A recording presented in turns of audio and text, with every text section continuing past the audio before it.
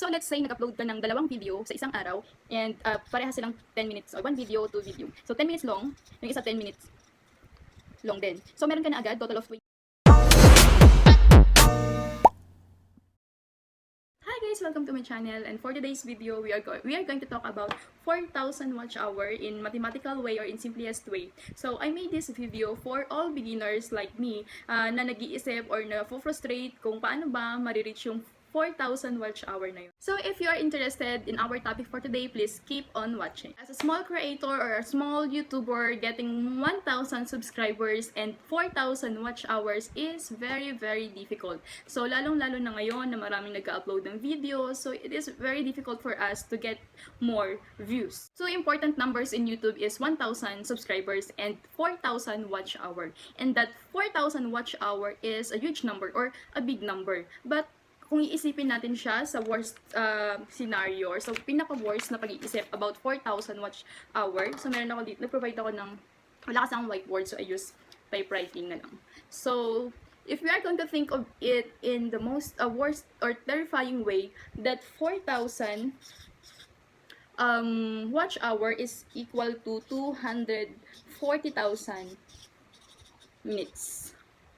And that 240,000 minutes is equal to 166 days of people watching your videos. So, ulitin ko. So, 4,000 watch hour is equal to 240,000 minutes, and that 240,000 minutes is equal to 166 days of people watching your video. So, ganun siya kabigat, 166 days manonood ng videos mo, ganun kahaba, or ganun katagal para makuha mo yung 4,000 watch hour. But, if we have to think of it in simplest way, so that 240,000 minutes, let's say, we're going to divide it in 12, that is 12 months.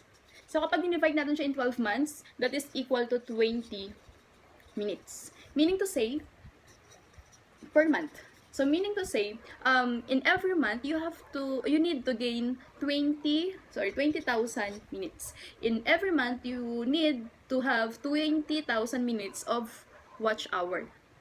Yun. That 20,000 minutes, we are going to divide it in 30 days. So, if we can divide in 30 days, magkakaroon tayo dito ng 666.66 minutes per day.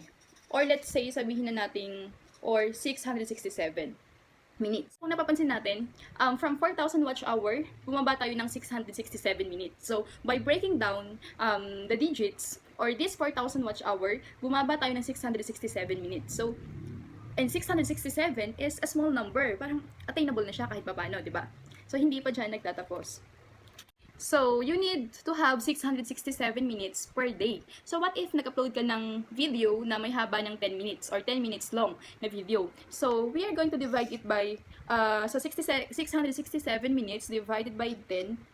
Ito yung video na ginawa mo, 10 minutes long. Ilang views ang nakukuha mo? Or ilang views yung kailangan mo para ma-reach mo yung 667 minutes in one day? So, if we are going to divide this, meron tayong 66.7 or let's say 67 views.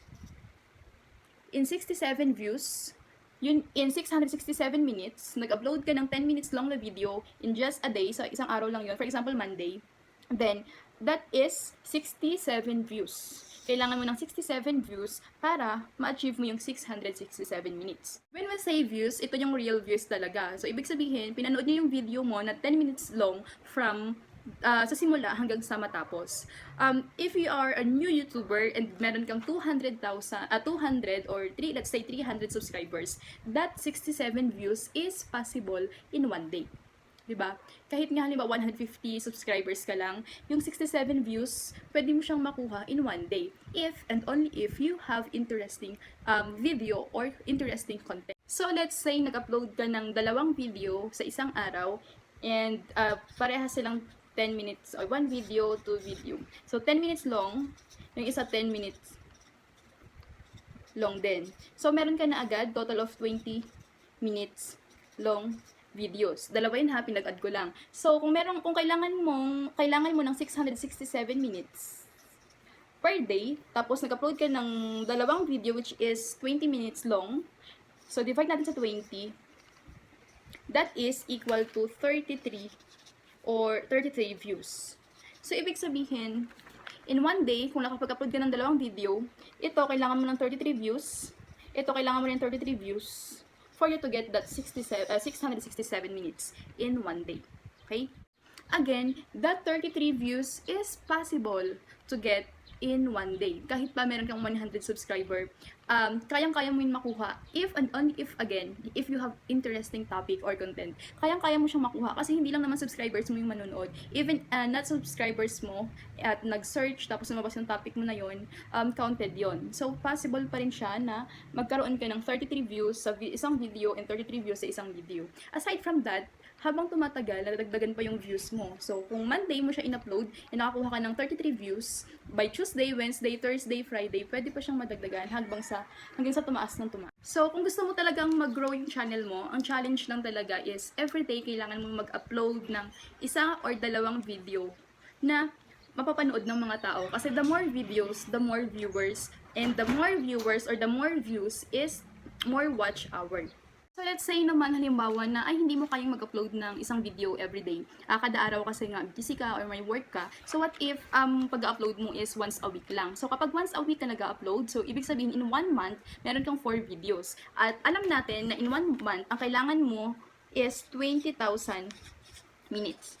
Kailangan mo ng 20,000 minutes in 1 month. So, kapag nag-upload ka halimbawa ng video sa isang buwan, 4 na beses ka mag-upload, then halimbawa 10 minutes long ulit. 10 minutes long yung video mo. So, 10 times 4, meron kang 40 minutes.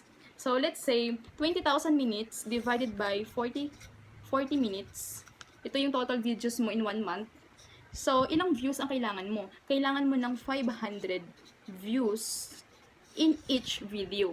Again, in 1 month, kailangan mo ng 500 views in each video na yon. Let's say, sobrang busy ka at once a month ka lang talaga nag-upload ng video. So, kung once a month ka lang mag-upload ng video, halimbawa, in-upload mo is 10 minutes long.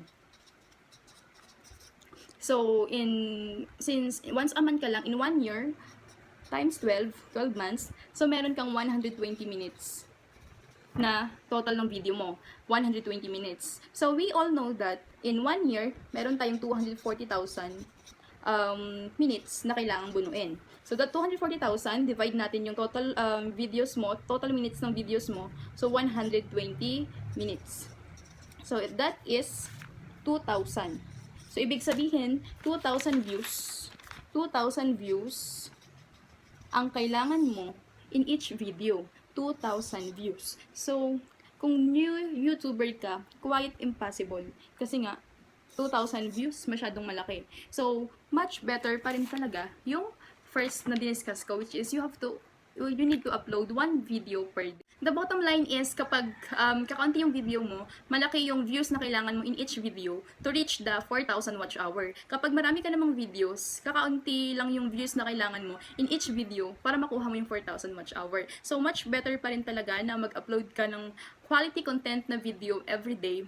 So, everyday sa isang buwan, may 30 videos ka na. So, ilang views yon in each video. So, katulad ng diniscuss ko kanina, yung una kong diniscuss, in each day, kailangan mo ng 667 minutes. At kung nag-upload ka ng 10 minutes video, kailangan mo lang ng 67 views. So, ganun lang siya kadali. 67 views. Ang kailangan mo lang dito is maging consistent ka, mag-upload ka ng quality videos, interesting videos. For you to have views na talagang pure views, views na from pinanood nila mula sa simula hanggang sa matapos. And that's all for today's video. Sana may natutunan kayo. So if you have some question or clarification, please comment down below. And if you find this video interesting or helpful, please like. And if bago ka pa lang sa channel na to, don't forget to subscribe and click the notification bell.